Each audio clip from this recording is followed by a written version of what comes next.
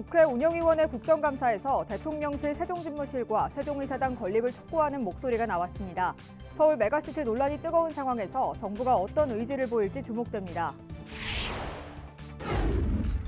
천안시민체육공원 민간개발사업 구상안에 대해 국민의힘 시의원들이 지지 의사를 내비쳤습니다. 그러나 여당인 국민의힘 의원들조차 세부 계획은 아직 파악하지 못한 것으로 확인됐습니다.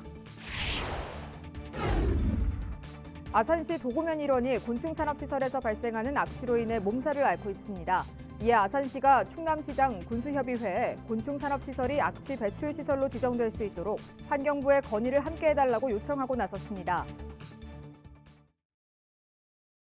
시청자 여러분 안녕하십니까? BTV 뉴스입니다. 경기도 김포를 서울로 편입하는 이른바 서울 메가시티로 인해 균형발전 정책이 뒤로 밀리는 것 아니냐는 우려가 나오고 있죠. 이런 가운데 국가균형발전의 핵심인 세종시의 최대 화두가 되고 있는 대통령 세종집무실과 세종의사당 건립을 촉구하는 목소리가 국회 국정감사에서 나와 주목됩니다. 김우순 기자의 보도입니다. 지난해 8월 행정안전부와 국토교통부 그리고 행복도시건설청은 대통령 세종집무실 설치 로드맵을 내놨습니다.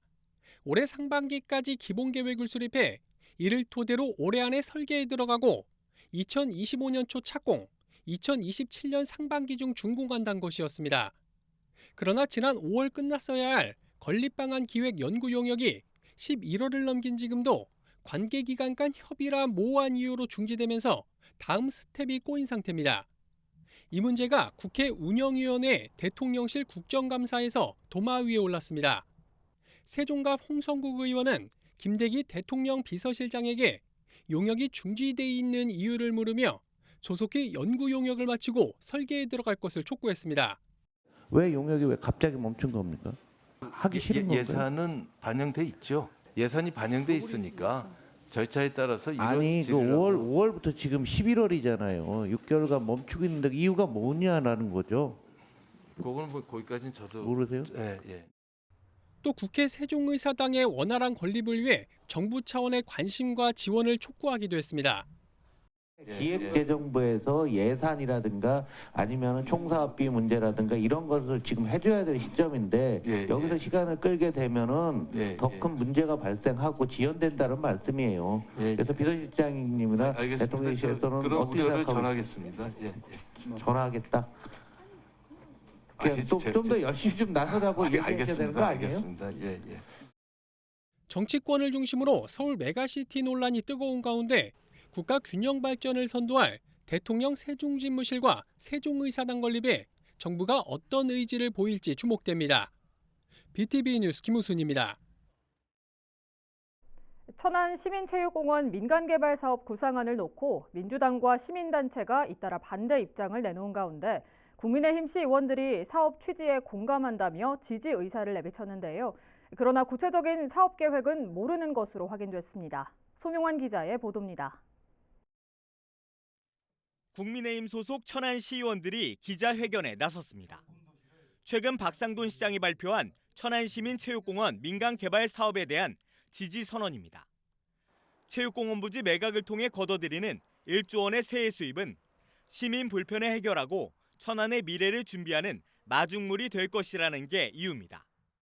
박상동 시장이 언급한 불당동 체육공원 부지 개발 구상에 대해서 차별 없고 공정한 도시 모두가 혜택을 누리고 함께 성장하려는 시장의 의지와 취지에 공감을 표하는 바입니다. 다만 환매권 등 법정 요건이 충족되고 시민들의 여론 수렴을 적극적으로 반영할 경우라는 전제 조건을 달았습니다. 그러나 정작 언론과 시민들이 가장 궁금해하는 수익금 1조 원에 대해서는 여당 의원들조차 세부 자료를 받지 못했다며 명쾌한 대답을 내놓지 못했습니다. 저희도 집행부나 시장님한테 구체적인 계획을 받지는 않았거든요. 그냥 시장님의 그 순수성만 믿고 뭐 49층짜리 오피스텔을 거의 제안을 한다는 그런 정도만 들었고. 앞서 민주당 소속 시의원들은 기자회견을 열고 구시대적 밀실 거래이자 특정 업체에 대한 특혜 의혹이 짙다며 강하게 반대했습니다. 이처럼 시민체육공원 민간개발 구상안이 여야 정쟁으로 번지고 있는 가운데 천안시는 향후 의견 수렴 절차로 주민 투표를 실시하는 방안까지 열어두고 있습니다. BTV 뉴스 송용환입니다. 아산시 도고면 일원이 곤충 산업시설에서 발생하는 악취로 인해 몸살을 앓고 있습니다. 하지만 곤충 산업시설의 경우 악취 배출 시설로 지정이 돼 있지 않다 보니 법적으로 조치를 취하기도 어려운 상황인데요. 아산시가 곤충 산업시설이 악취 배출 시설로 지정될 수 있도록 충남시장 군수협의회에서의 공동 건의를 요청하고 나섰습니다. 보도에 김장섭 기자입니다. 아산 도구면의 한 곤충 산업시설. 애벌레 20만 마리를 키우고 있는데 버섯 배지와 음식물 쓰레기를 혼합한 사료를 비닐하우스에 보관하다 보니 악취 민원이 끊이질 않고 있습니다. 이 냄새가 막 나지.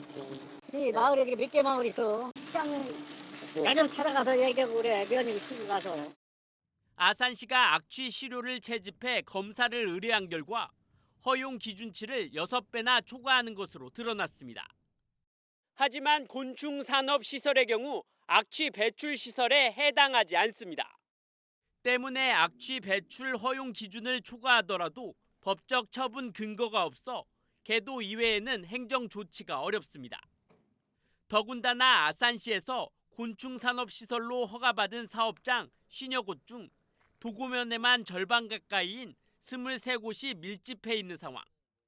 악취로 인한 주민들의 피해 목소리가 커지면서 박경기 아산시장은 충청남도 시장군수협의회 정기회의에서 곤충산업시설을 악취 배출시설로 지정될 수 있도록 환경부에 건의해달라고 요청하고 나섰습니다. 주변 마을에 악취 민원으로 호소하는 사례가 늘고 있습니다. 그런데 문제는 이 악취 발생을 해도 단속할 근거가 좀 없는 게 문제입니다. 최근 친환경 사업으로 주목받았던 곤충 산업시설. 이면에 발생하는 악취로 민원이 늘고 있는 만큼 피해를 줄일 수 있도록 제도적 장치가 시급합니다. BTV 뉴스 김장섭입니다. 세종시 4회 이생활권에 들어선 국내 최대 규모의 데이터 센터인 네이버 각세종이 준공돼 본격적인 가동에 들어갔습니다. 지난 2021년 2월 착공한 지 2년 9개월 만입니다. 각세종은 국내 최대 규모인 60만 유닛의 서버 수용량을 갖추고 있으며 자체 개발한 자동 제어와 공기조화 시스템을 도입해 에너지 효율을 극대화했습니다. 특히 각세종은 인근에 들어설 대학이나 세종 테크밸리 등과 연계해 산학연 클러스터 구축 완성에 힘을 보탤 전망입니다.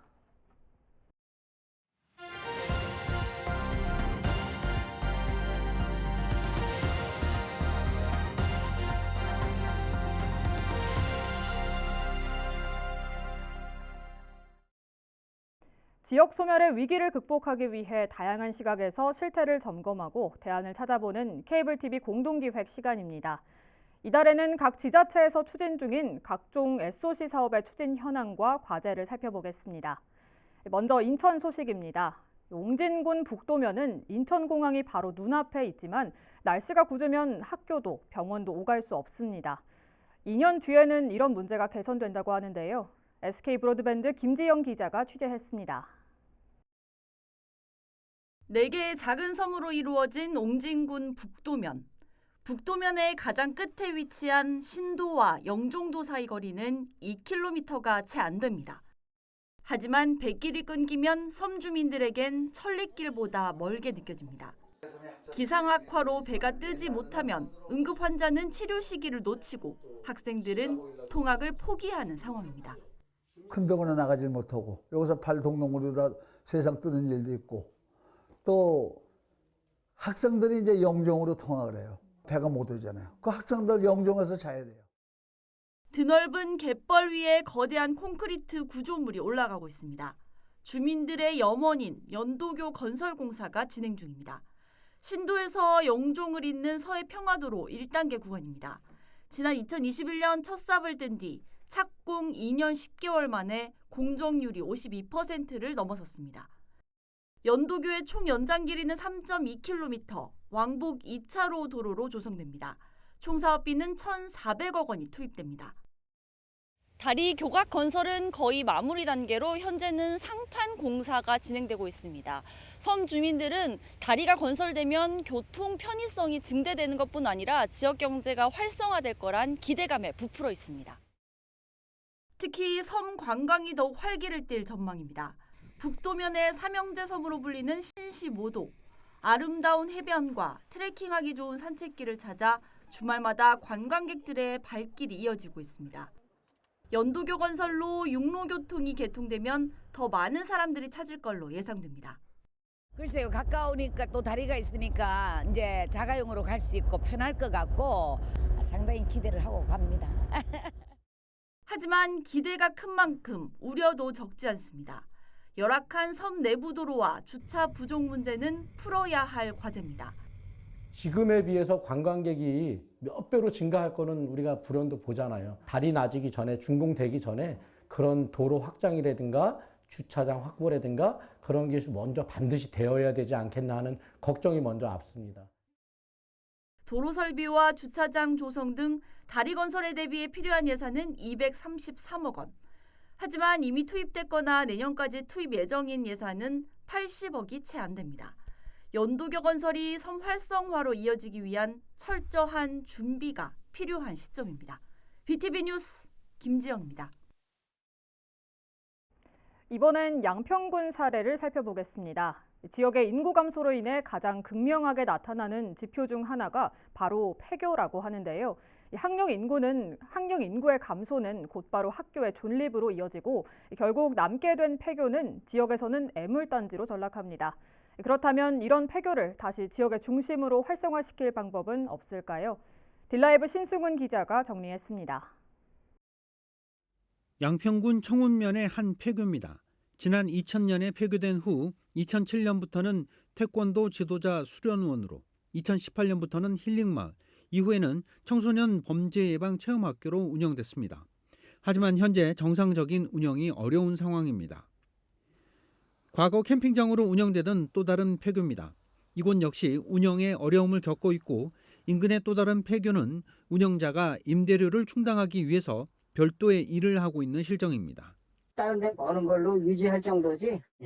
폐교 자체가 사람 떠난 데라서 사람 오게 하는 게 쉽지 않아요. 지역 주민도 없고 그래서 폐교가 됐는데 거기서 무슨 돈이 되겠어요.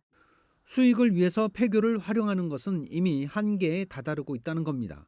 반면 다양한 방법으로 폐교를 활용하거나 정부나 지자체의 지원을 일부 받는 공공의 목적을 가질 경우는 그나마 사정이 나은 편입니다. 지역 연계 교육과 학교 밖 자연학습을 시행하는 경기 이룸학교 강천에서 놀자는 폐교에 다시 아이들이 돌아올 수 있는 모범 사례가 되고 있습니다.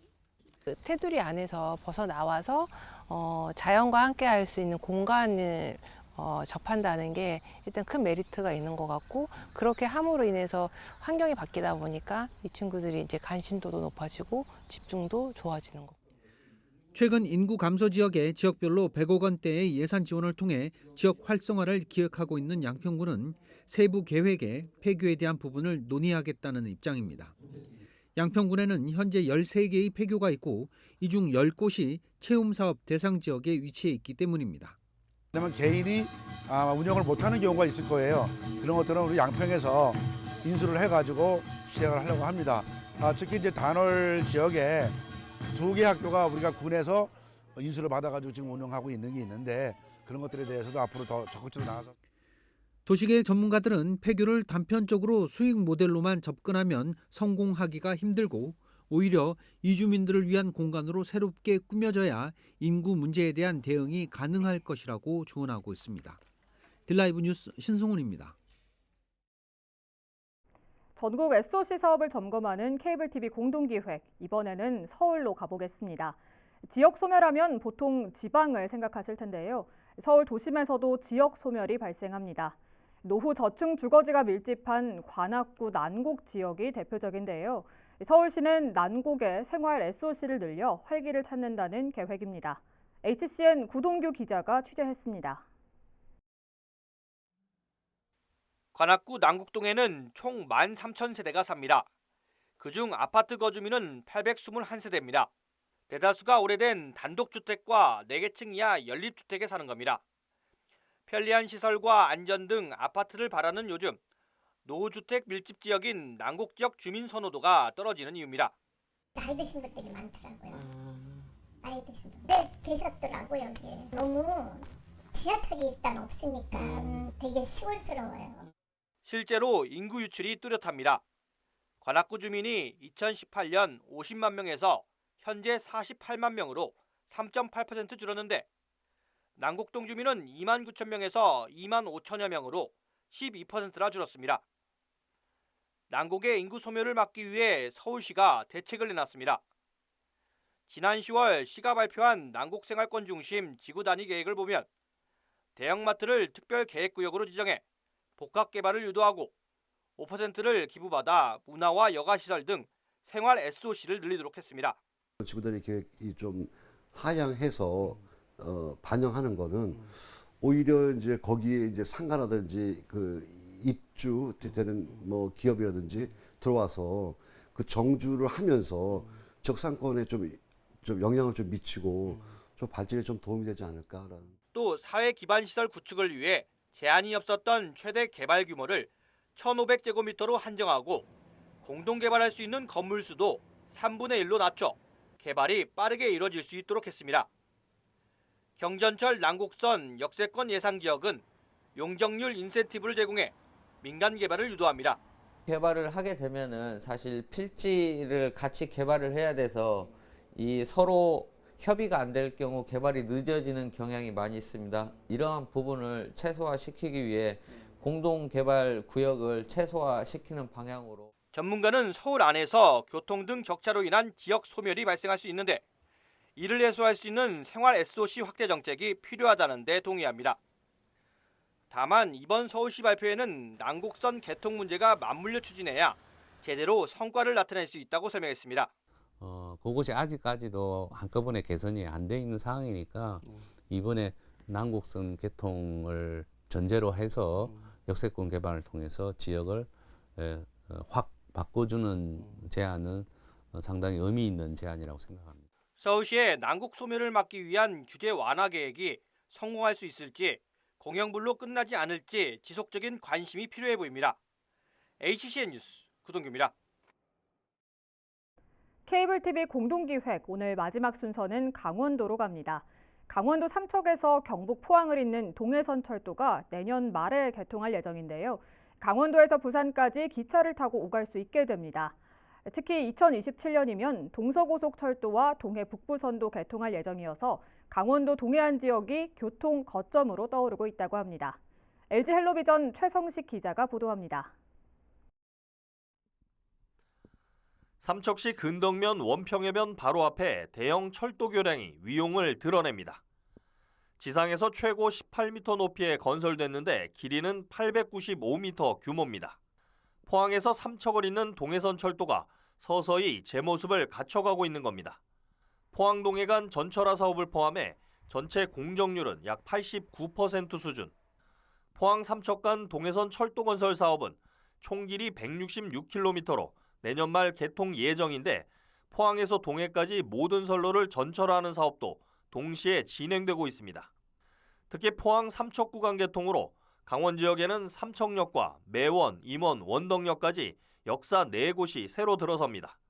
삼척 도심에 들어서는 삼척역은 죽소루의 풍광을 형상화한 2층 규모의 건물 2동으로 신축됩니다.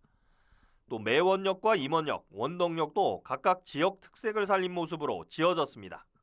삼척 매원역은 저 역사 13개 역사 중에서 공정률이 좀 노방 공사가 늦게 끝나서 지금 현재 한 55% 정도 진행되고 있고요. 그다음에 임원 원덕은 지금 한 95% 이상 다 완료, 포장까지 다 끝났습니다. 산지가 많은 지역 특성상 동해선 삼척 지역 구간은 교량 14개와 터널 15개로 연결됩니다. 동해선 철도 건설로 포항에서 삼척까지 불과 55분이면 도착할 수 있게 됩니다.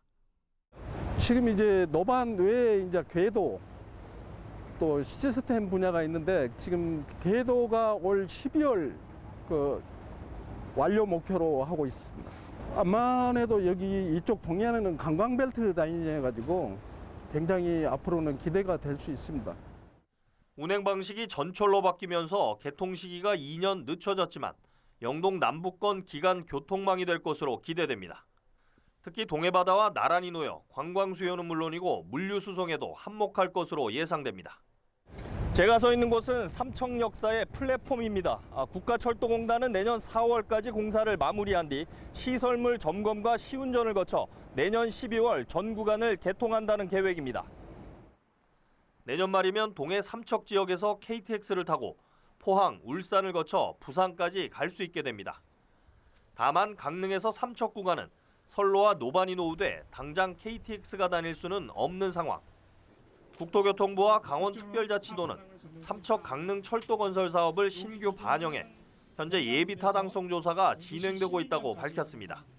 이제 남게 되는 부분들이 저기 동해, 태백, 그다음에 여기랑 제천, 영월 이렇게 연결하는 축이 약하고 또 말씀하신 동해, 포항에서부터 저 동해까지 올라오는 이 축이 좀 약한 면이 있죠. 그 지역을 산업이 됐든 관광이 됐든 미래의 수요를 어떻게 끌어올리면서 조금이라도 거기에 대해서 우리가 국가 자원을 투입할 수 있는 명분을 좀 만들어야 되겠다. 동해선 포항 삼척 구간 개통에 이어 오는 2027년이면 강릉에서 고성 제진 간 동해북부선과 춘천에서 속초를 잇는 동서고속철도가 동시에 개통할 예정입니다. 동해안에서 수도권과 부산권을 잇는 철도망이 잇따라 연결되면서 또 하나의 교통 거점으로 떠오르고 있습니다. 헬로티비 뉴스 최성식입니다.